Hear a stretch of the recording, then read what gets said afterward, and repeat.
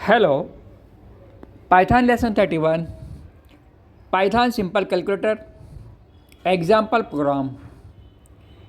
Step 1, open Python 3. Step 2, type the following code for addition, subtraction, multiplication, division. Step 3, click the run button.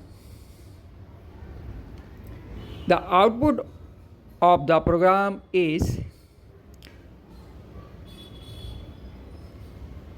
enter first number 12, enter second number 4,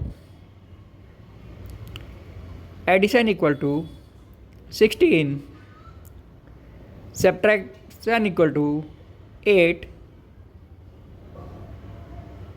and multiplication equal to 48, and division equal to 3.0. Okay, thank you.